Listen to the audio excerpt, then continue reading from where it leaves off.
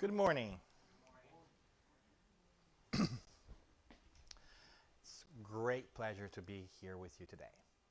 10 years, people. Incredible.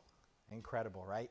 Um, and we're going to have a day filled with a lot of fun, a lot of learning, a lot of connections, time to connect with each other, and hopefully we will also have the opportunity to go down memory lane and take stock of all the wonderful things that have happened in this past 10 years because of you. Yes, because of you. That's what it's all about today. It's about celebrating you and celebrating the fact that you have taken the time to come together and build the Spiritist Society of Chicago. It's a wonderful, wonderful milestone, one that we are going to remember throughout the day, and one that we're going to discuss and have conversations about in general. So I'm looking forward to it. And as we build up for the day, I figured we can have more of a conversation too and start by trying to remember what it is to build a Spiritist group, what a Spiritist group is. And as we take stock, maybe our goal could be to zoom out a little bit for our present moment and just take it all in. Because sometimes during the week, we go into automatic pilot and we remember that, oh, Monday I got to go to the group, or Wednesday, or Thursday, or Saturday, or what have you. And sometimes, if we're not cautious because life happens, we lose sight of what it is to be part of a society like this, of a new group like this.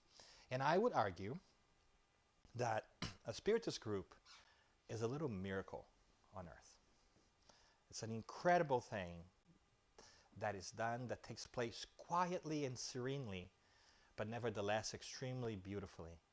And sometimes we forget that. So we hope to awaken you that sense today by arguing and remembering you that Spiritist groups are physical manifestations of a spiritual idea. As we study in Spiritism, there's more than meets the eye. And in the Spiritist group, the same is also true. So hopefully you bear with us. Along the way, we're going to try to make it not that boring. And we'll survive, because we always do. Does it make sense so far? Well, I wanted to start by evoking the kindness of our spiritual mentors and guides who are always with us, to remember our lineage, so to speak, our spiritual lineage, so to speak. What do I say by that? Because if you really zoom out into big history, we can kind of, well, at least I will, we can kind of say that there was, in our history as a humanity, there was darkness. And we were just crawling in the dark, trying to make sense of things. And all of a sudden, as if by divine intervention, there was a flash of brilliant, warm light that came and blinded us. And it was gone. And for that brief second, as we remained shocked, not knowing what was happened, we also realized that we could see in the dark. And we know where things were, and now we found ourselves again without perfect vision. And for me, that is the symbolic passage of Jesus on earth.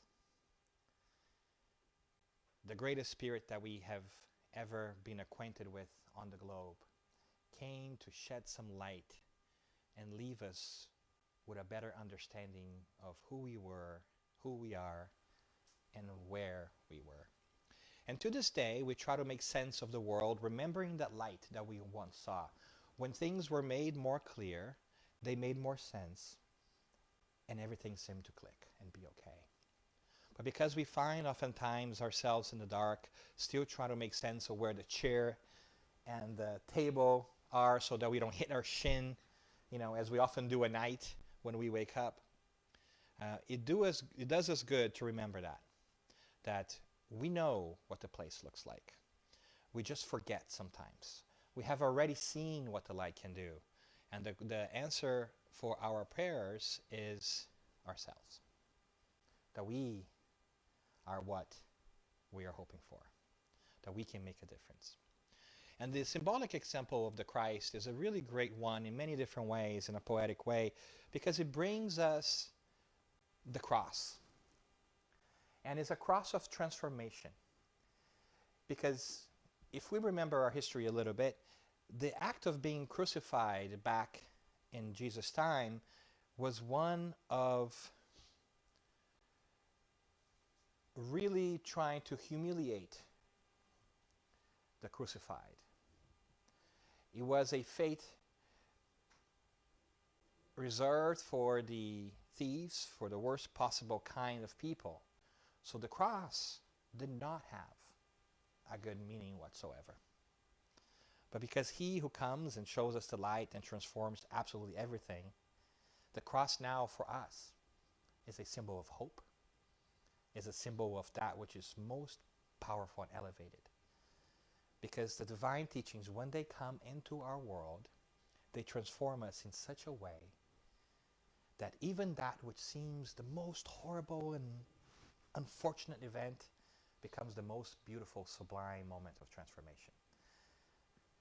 So, we call on that idea of the cross to hearken us back to those times and brings us forward to today so that we can understand that we are heirs to that idea, that we too are trying to make our cross in the world, and that the Spiritist group is a physical manifestation of that idea. Getting abstract, getting confusing, allow me to unfold things a little bit more. In a cross, we have two different vertices. We have a horizontal one and we have a vertical one. And it's a beautiful symbolism of two things.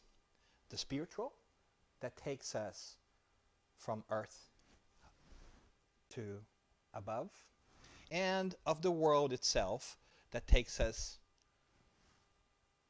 to connect with each other.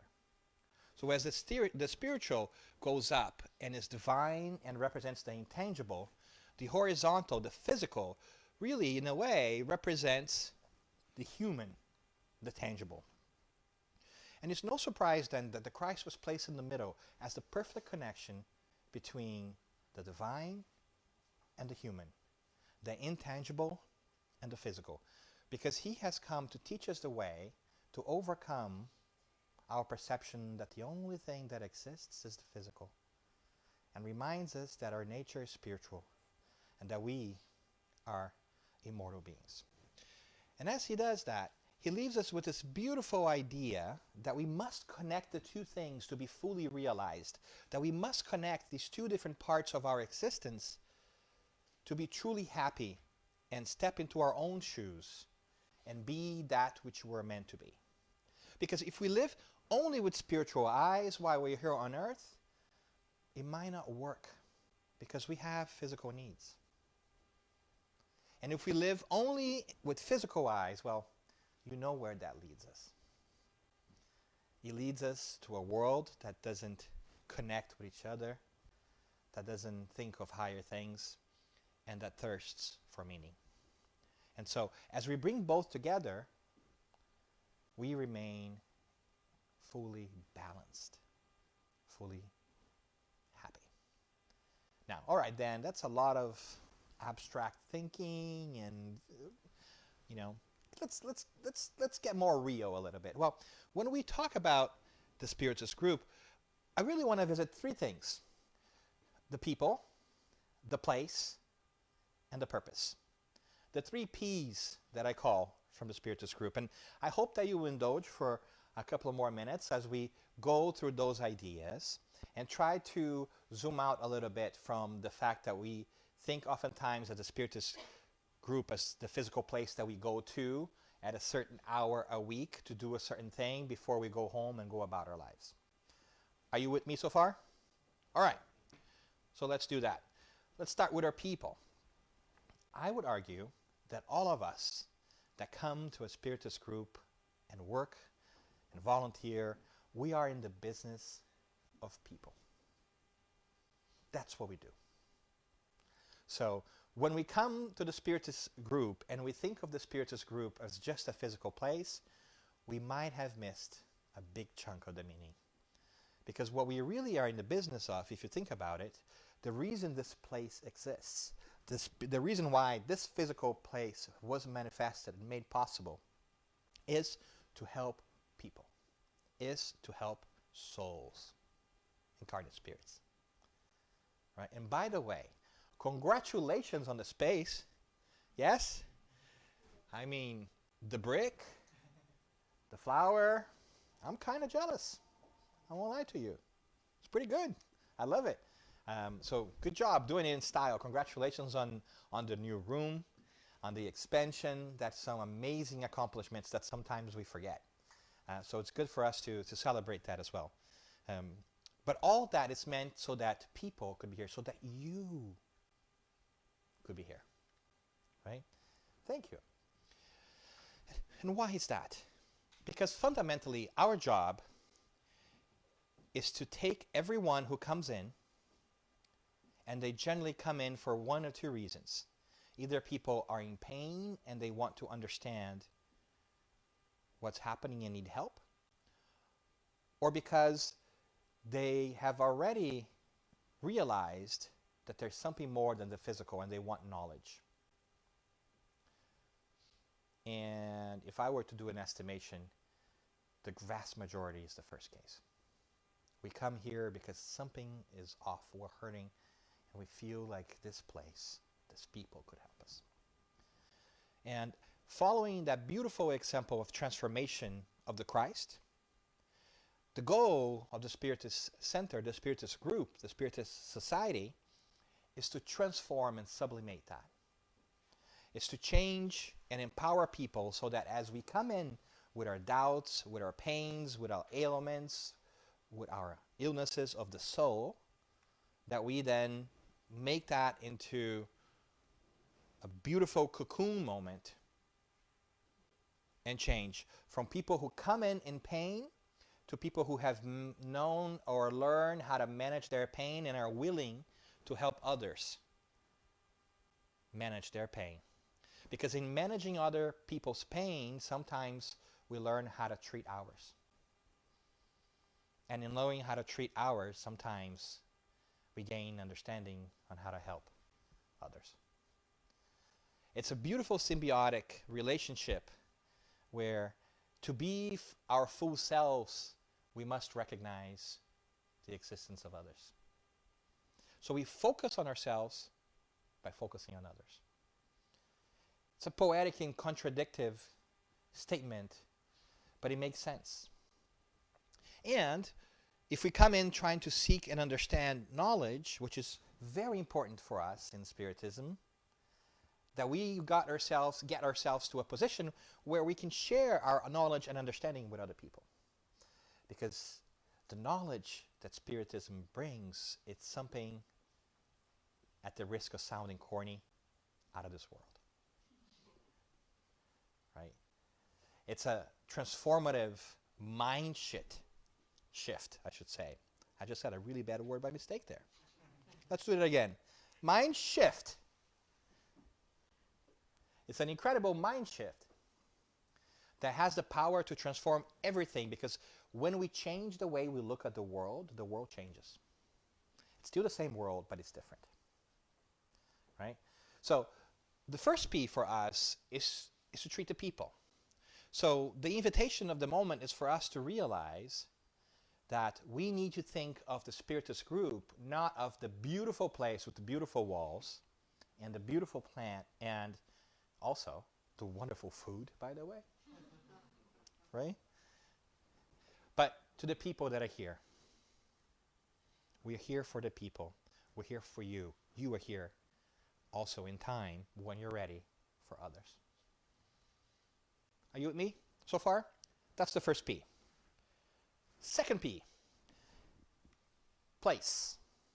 It's not just our physical place, which is obviously very important, because a beautiful physical place helps us get into the right mind shift and mindset, right? When you see beautiful things, you relax, you open up.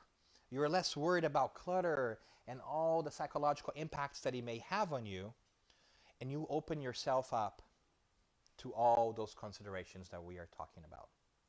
And there's also a figurative place where we're also trying to find our place in the greater plan when we come here. We come here to find, where is it that I belong in the world?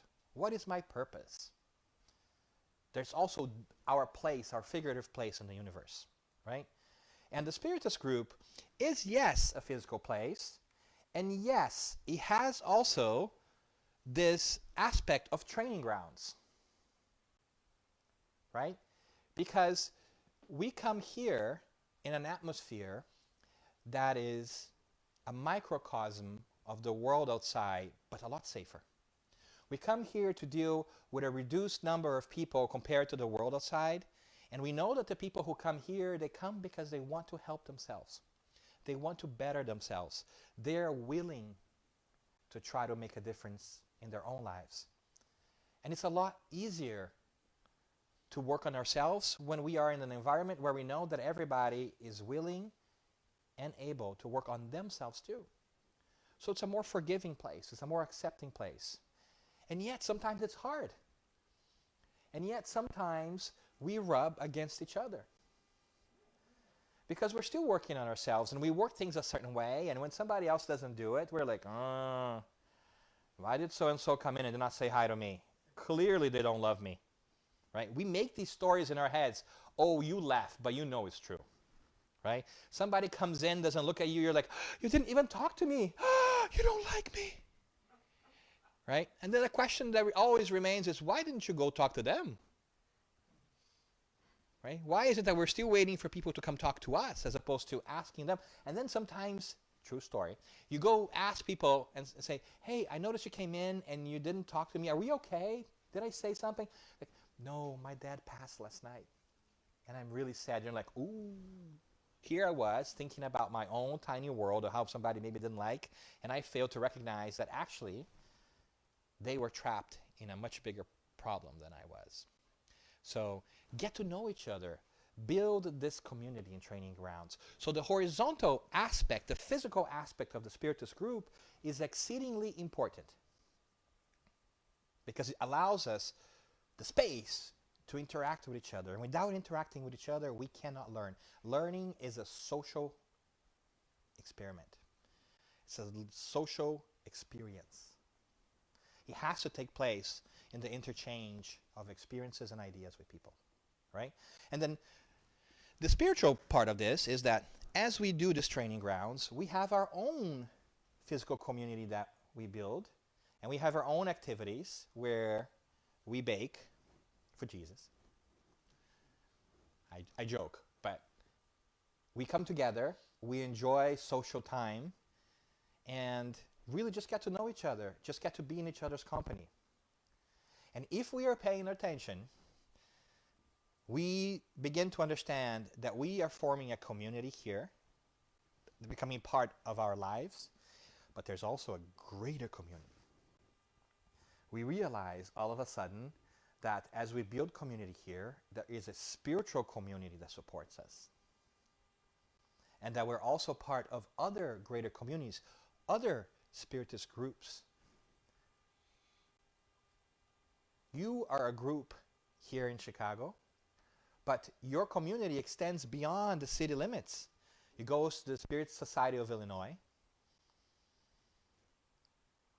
a sister organization, and goes farther to Iowa. It goes to Milwaukee. As we make these relationships, we begin to see that they grow, not only individually, but as a community too. And so, as a place, as a Spirit Society, we start to connect the physical place as a training grounds to the fact that we are a simple community here who's part of a larger community. And eventually we'll get to the point where we are the ultimate community of humanity. But still a ways away. That's okay. Right? But we work on enlarging our circle. So it's important for us to find our place in the bigger realm of things. And know that we're not alone. Because being part of a community mandates necessarily that we are aware that although we are individuals, we are never alone.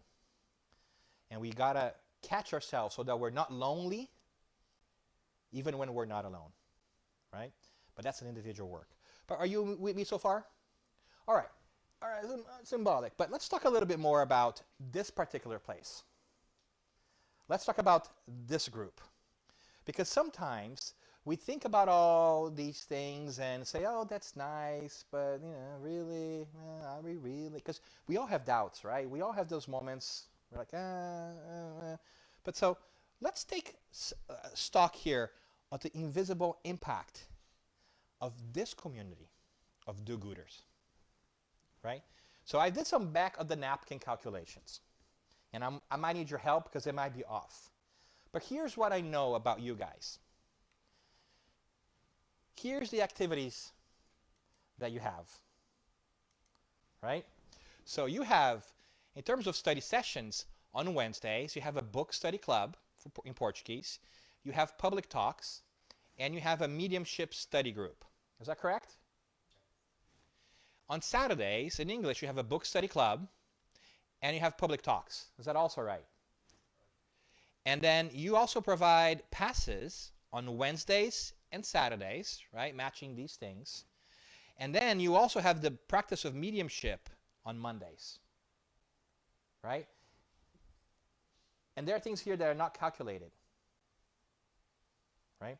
But if you think about it, this simple group of people who don't get paid to be here are able to put together 1, 2, 3, 4, 5, 6, 7, 8 activities that take place every week in, look at that, Wednesdays and Saturdays and Mondays, 3 days out of the week.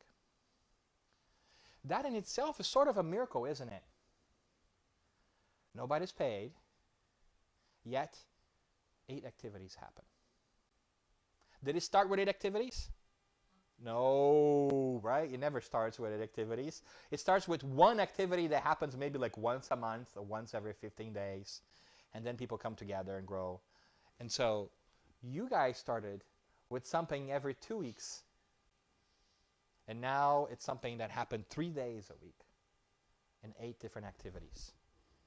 It's the beginning of poetry, isn't it? But it doesn't stop there. Wait, if you call in the next 10 minutes, you also get divine accounting. Follow me on this one really quickly. I know that this might be a little different than we're used to, and this is not always the most important, but follow my thinking, and hopefully this will lead us to a place where we realize our impact a little bit more closely. The book study club, right? It's approximately 9 people. Does that sound right? Thereabouts? And I'm calculating that's 50 weeks of activities. There's 52 weeks in the year. I'm taking 2 off because Christmas, whatever. And it's a round number. I like the round numbers. Deal with it, right? That means that 9 people, 1 hour a week at the end of a year, it's 450 hours of instruction, right? Just on that activity. If we do the same to the public talks, we have an average of 12 people thereabouts. Is that all right? Same 50 weeks, and that's another 600 hours of learning and teaching happening. Oh, these numbers are getting large. Oh, wait. The mediumship study group also has 9 people, and it meets 50 times a week, but actually studies for 2 hours. So that group actually has 900 hours of self-learning taking place a year. Ooh, we like big numbers, don't we? Right? All right, so let's keep going here. On Saturdays, the same takes place, and we have 15 people, 50 weeks a year, 750 hours of learning taking place. Public talks, 22 people, another 1,100 hours of learning taking place a week. Passes, we have about 12 people there, we said, right, on that day. 50 weeks, so 600 passes, right? And on Saturday, we have 22 people, so it's 1,100 passes, right? And here's another piece that sometimes we forget because we're not always fully aware of all the activities that take place in a Spiritist group. There's also a mediumship practice group that helps discarnates make sense of who they are and where they are and what they ought to do. And if that meeting is helping 3 spirits a week for 50 weeks, that's 150 spirits at the end of the year. How many people fit in this room? 35. Huh? 35? Imagine 9 or 10 rooms of this. This is the number of spirits that are helped every year. Now, that's conservatively, and I'll tell you why. Because when we are enlightened, when we help ourselves or we help others, we help those who are around us too. Right? When somebody that you know is struggling and they get help and get better, you feel better too. So there is an echo effect here that we're not calculating. But let me summarize this briefly to you one more time so we take perspective here. There's 3,800 hours of study made possible every single year because of you, unpaid volunteers who are willing to dedicate your time and effort to be here. To put that into context a little bit more, because sometimes these numbers, like at 3,800, wow, so that big number, but what does that mean? If this were like a business and you ran 8 hours a day, right? And one person came to get tutoring individually, like learn 1 hour a day. If we divide all these hours by 8, right? It would be at 475 business days of learning taking place here in a year. Does that make sense? So if you put 8 hours a day of learning, right, and call it a business day, what you guys do in a year is provide the equivalent of 475 days of instruction. So in a year, you pack more than a year's worth. Isn't that incredible? It's almost a year and a half. It's pretty awesome. Okay, 1,700 passes. And we know the passes are meant to help reestablish ourselves, help us balance our energies, right, and refocus. That's 2 minutes a pass. That's roughly 60 hours of passes. That's, if we're at business days again, we're talking about a week and a half of non-stop passes every 2 minutes if you never went to the bathroom in between, right? Isn't that incredible? I think it's incredible. If you don't think it's incredible, please don't say. Don't ruin my moment. Right? And then 150 spirits helps, like I said, but way more. Right? But way more because we're not counting the echo effect. We're not counting here the people who also came in and were helped during a moment of celebration, of socializing, because you guys also have social activities which are important. You also have coffee with Kardec, I hear, which leads me to believe that Kardec probably drinks decaf, because you guys have so much coffee, that if he's having coffee all the time, he'll be like wired, right? And you have that twice, basically, right, a week. And we're going to have what I presume, just based out of experience, I predict, will be a pretty delicious food today as well. And during those moments, you get to be with each other. And sometimes we nourish our souls, too, for those interactions, right? Just sharing, talking to people. So that's not accounted in here. And what's also not accounted in here are 2 other things that are very important. Fraternal assistance, which are the people that look for the group for help and just to talk to somebody. And we all need it, right? And we didn't count it here because, I don't know. If you want to, is it 1 person a week? Is it 2 people? I don't know. But it's consequential. And if you think about it again one more time, about the fact that whenever one person's helped that family, that group of people around them, you can start to see that your footprint, your spiritual footprint, is bigger than you give yourself credit for. That's not to count, for instance, on in our meetings, the discarnates, who are also here with us, learning, healing themselves, recuperating, studying. That is just a one-sided picture. And on the other side, the numbers are larger. We learn through our studies that the numbers are larger on the other side, because on the other side, there is also the invisible side of our group that we forget. They who guide us, they who make this idea possible by helping us along the way. So we have at least one spiritual mentor benefactor that sees the entire work of the group. We generally have others, ones that oversee each different activity, because different activities have different purposes. They themselves have assistants. They themselves have people who come in for specific reasons during time. Sometimes we call a specialist, right? Like we need in medicine. You need a consult from a specialist. So when you're studying, Andrea Lewis' book, and you're talking about mediumship or passes or whatever it is, they might bring some folks who are extra special in that area to help that lesson take place, because it doesn't only take place for those who are here, but those who are also learning with us. Because there's more of them than it is of us. And we should start to get comfortable with that idea, because that's what we learn. That's what Spiritism is. It's opening our eyes to the spiritual world. We cannot have Spiritism without spirits. And what Spiritism does to us is take away this fear that we have of spirits. Because we fear that which we do not know, that we do not understand. But once we understand that the spirits are nothing but us, without a physical body, there's nothing to fear.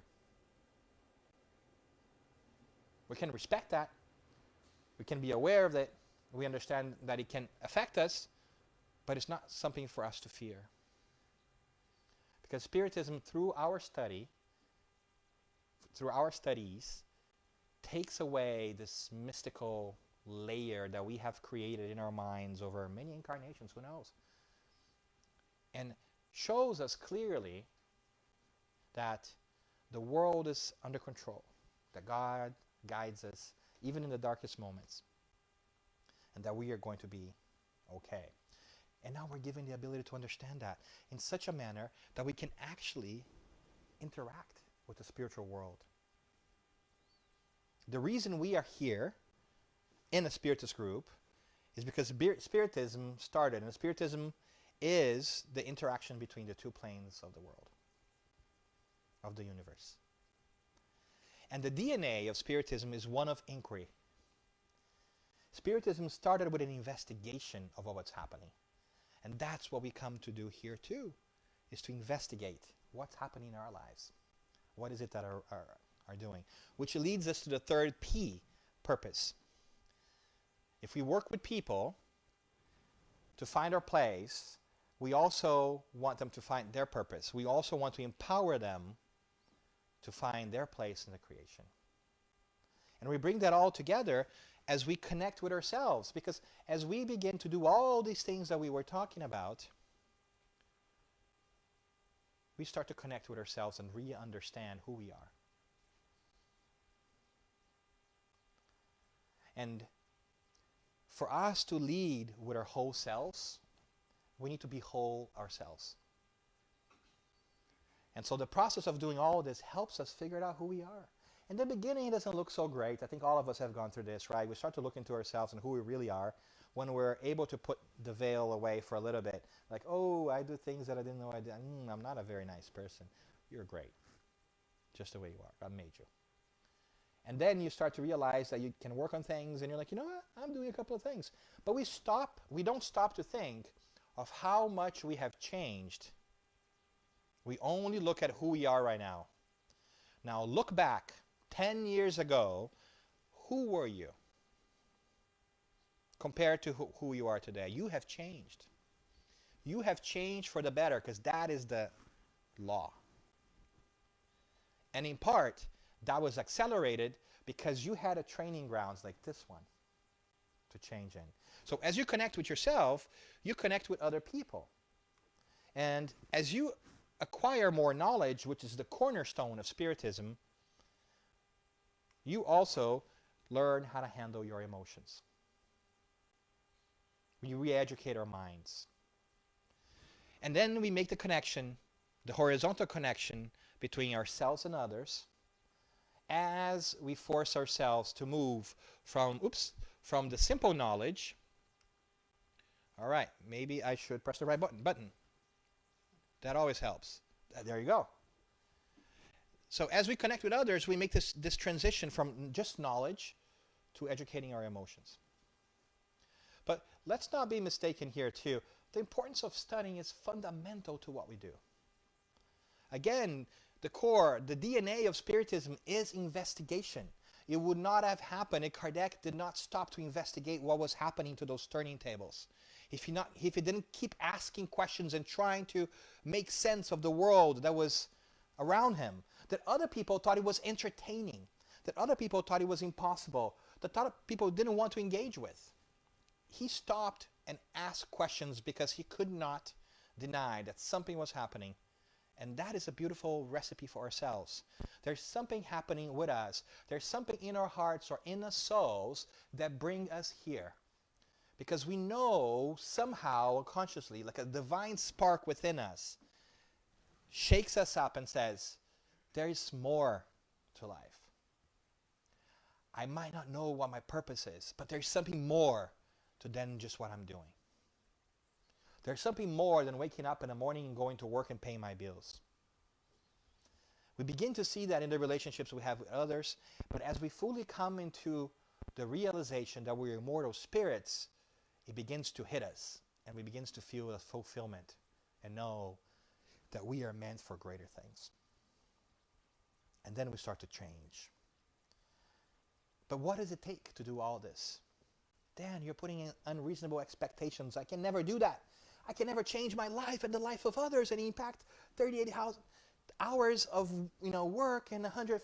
I can't do that. It's just too much for me. I don't have the capacity. I don't have the skill. I hear that all the time. I don't know where to start. Well, we've got the recipe for us. What are the requirements to start to do all of this, to start to transform ourselves? We go to the Spirit's book. We look at the question 886, and the Spirits tell us that when they say, what is the true meaning of the word charity as Jesus understood it? What is it to work for others as the supreme representation of the divine on earth understood it? Tell us what the really cool people do and how they've done it so that we can model and copy that too. And the Spirits, in a very annoying way, describe it in 3 sentences that are so simple that annoy the heck out of me. Because it seems so convoluted, so complicated, and they make it so simple sometimes. They're like, how did you do that? Because they can see clearly. Right? The flash of light that we've lost, they still have it. And they tell us, benevolence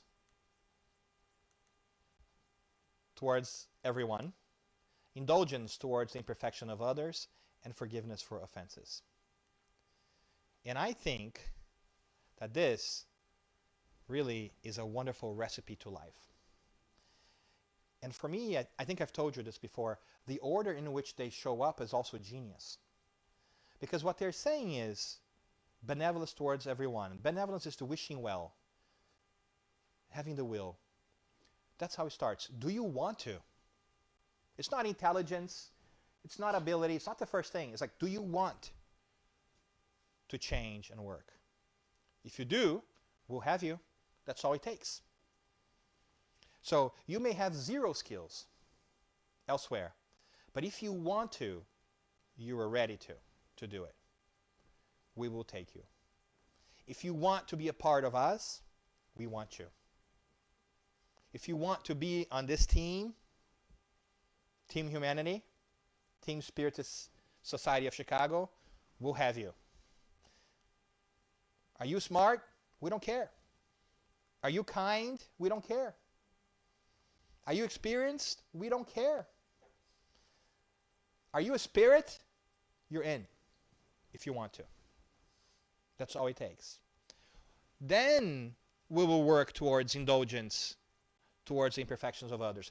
Then we will work towards tolerating people around us, because we want them to do the same. And we will do that on training grounds.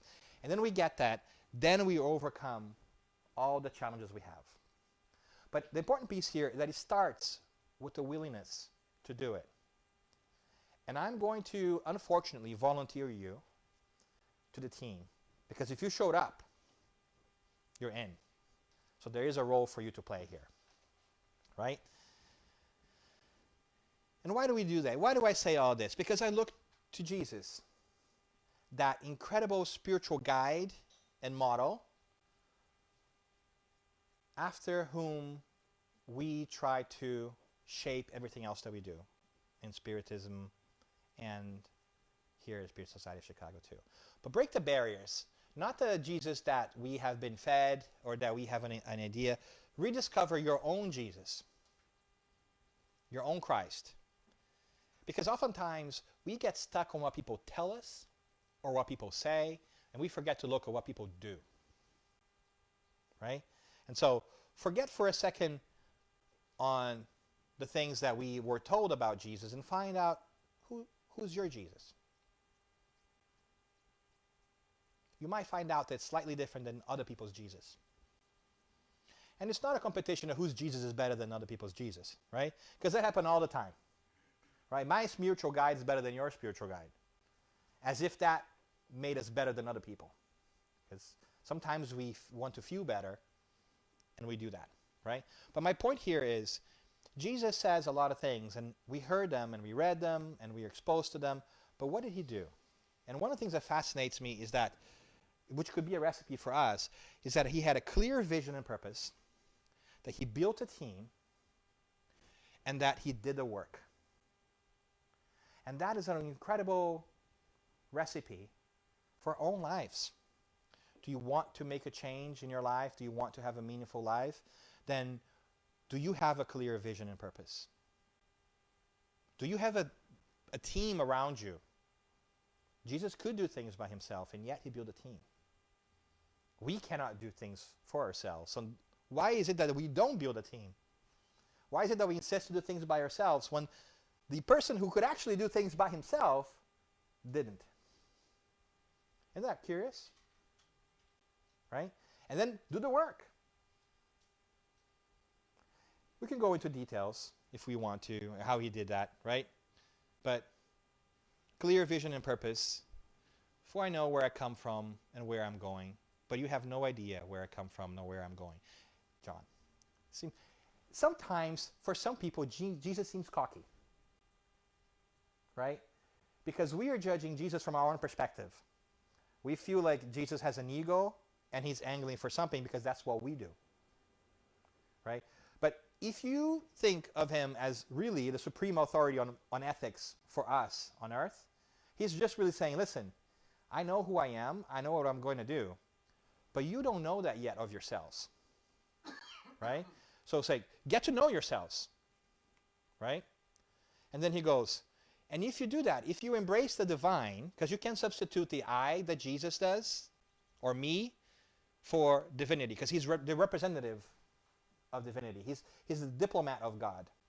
So take his ego, his I out, because his I, his me, is different than ours. Right? And it says, if you follow me, if you follow the divine laws, I will make you fishers of men. He's talking to the apostles when he's recruiting them in the beginning, because they were fishermen. Peter, right? He's saying, whatever it is that you're doing, if you follow the divine plan and embrace divinity, you're going to do it in a much broader scale. You will no longer fish for people, but you fish men. You help people. Isn't that beautiful? Right? And this is one of my favorite parts of the gospel, is the living fountain piece. It's in John. When he talks to the woman and says, whoever drinks of this water, the water from a fountain, right, will thirst again. Because that's what we do on earth, right? We drink water, later we get dehydrated and we want more water, right? That's a physical thing. But he goes, but whoever drinks of the water that I shall give him or her, the water that God gives us, shall become in him a fountain of water springing up into everlasting life. It's not even like you will be quenched forever and you never have to worry about life. It's beyond that. Is you will be quenched and you will be a model for other people and you will help other people. So if you follow the divine plan and work on yourselves, you'll not only satisfy yourself, but you in turn help satisfy others. Isn't that beautiful? That points us to the certainty that we are way more than we think we are. That in us, our potential is far beyond that which we have dreamed. And to be really boring and insist on this, on the second part, to build a peace, team peace, and this is an important piece for us because we talk about people, but sometimes we want some kind of people. We want the good ones, right? It's like, why all these crazies keep showing up in my life? Because I want them to show up ready-made. It doesn't happen, right? I mean, it didn't happen for Jesus. He sought the fishermen, which were not well-to-do, right?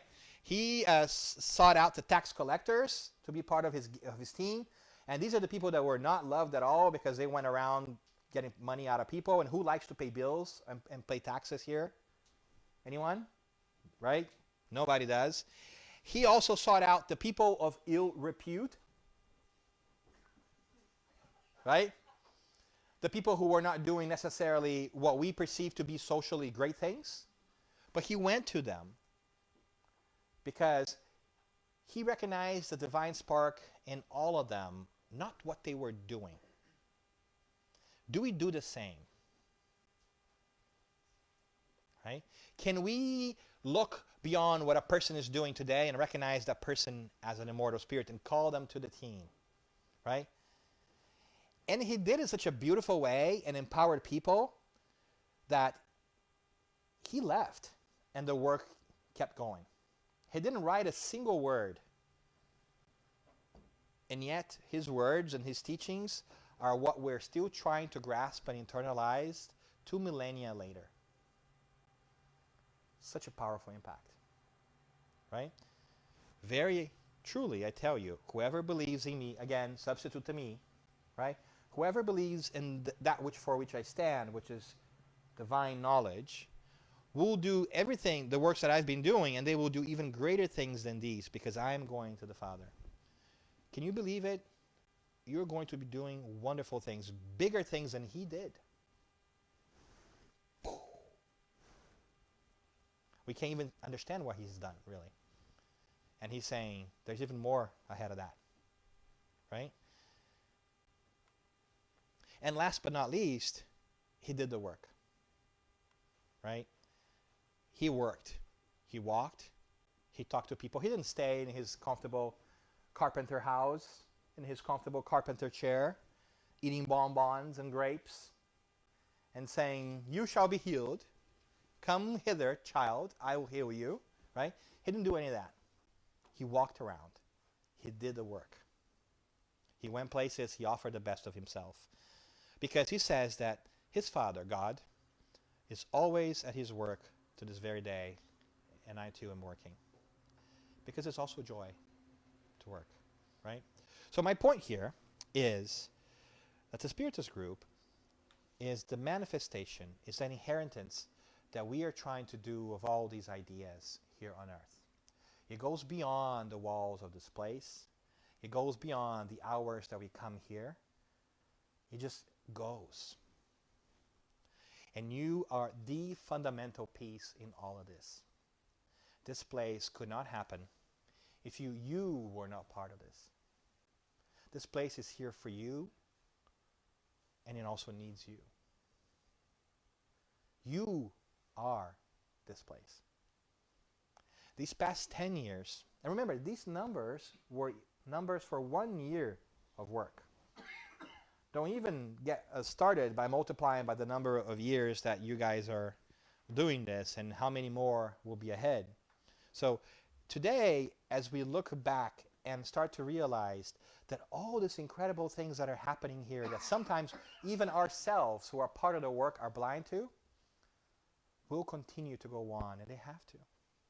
Because we have this inner spark in us that tells us to move forward spiritually. And when we don't, the universe pushes us to. We have no choice but to evolve. it's the most beautiful sentence we have ever been issued. We are fated to success, whether we like it or not. Sometimes we don't like it. Sometimes we want to sit down and just watch Netflix. But life calls us to everything else. So remember that. You are building something extraordinary here. You are minding people, place, and purpose. You're taking your journey of discovery through the study of Spiritism to the reevaluation of who you are, your nature, your origin, where you come from and where you're going to, your destiny. You're trying to understand how the spiritual world relates to this world, only to realize they are one and the same. You are doing all of this, and in the process of doing all of this, you are helping others along the way, and they are helping you, and it's gorgeous. And sometimes you don't notice because you're too close to it, because you do it every day or every week. But if you take a moment to realize, as us visitors sometimes have a chance to, because we're not here with you every day, things are changing, things are growing. There's more people coming. You need a bigger space. There's 8 activities now. You guys did some social assistance activities too that were not in that the calculation. Things are going, and there's an opportunity for everybody. And we need not wait for somebody else to do.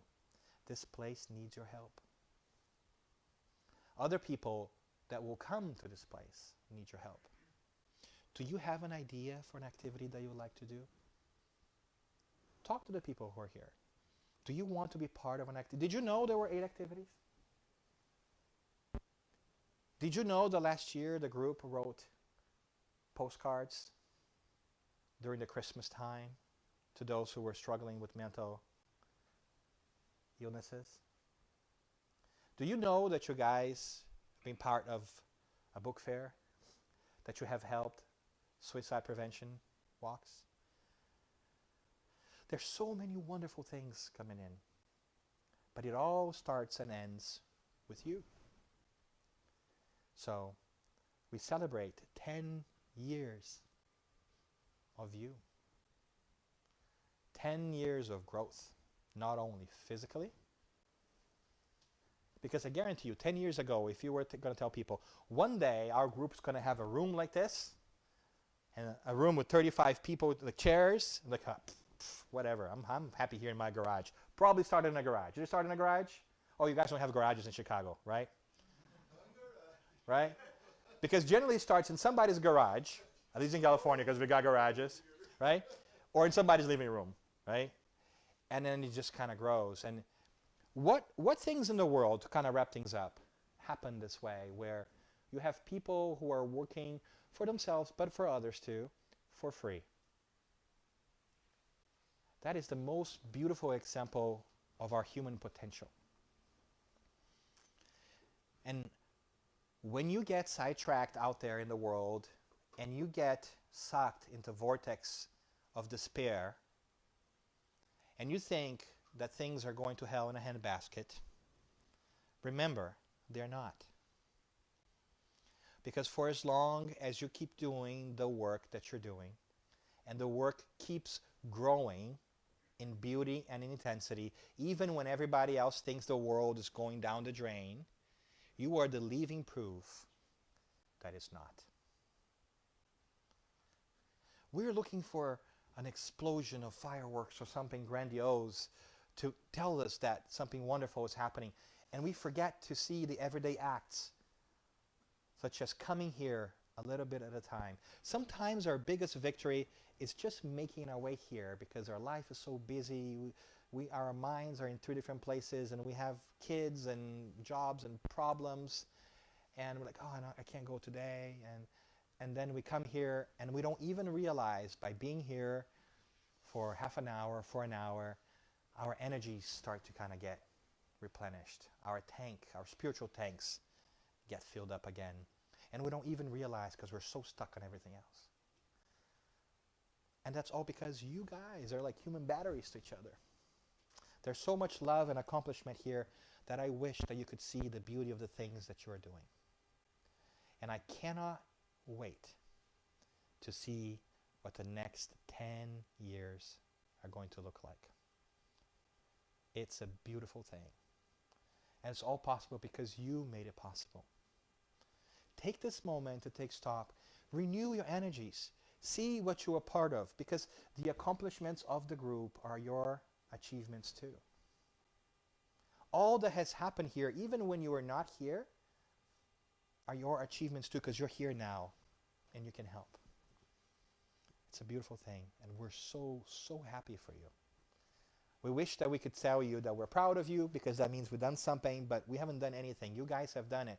So it's such a beautiful thing to see you guys here doing these wonderful things. Amazing.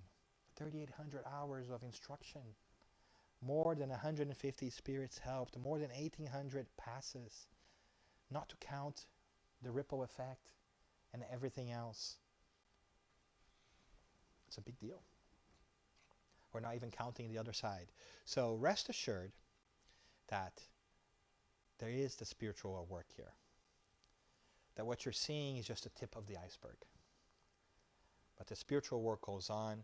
And again, congratulations for the 10 years of bringing back the light that we deemed to have come and disappeared from the world. You are the living proof that the light is not gone. That the light is coming back.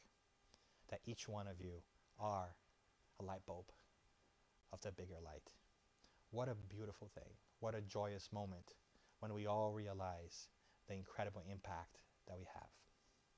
I can only imagine how beautiful and how wonderful this world is going to be as we continue to do this work, just like you guys are doing. Congratulations. 10 years. Thank you very much for letting us be a part of this. And please rejoice for a little while. It's okay to breathe for a little while, tap yourselves on the shoulders, and realize that you are Team Humanity, that you are bringing back the light in this world.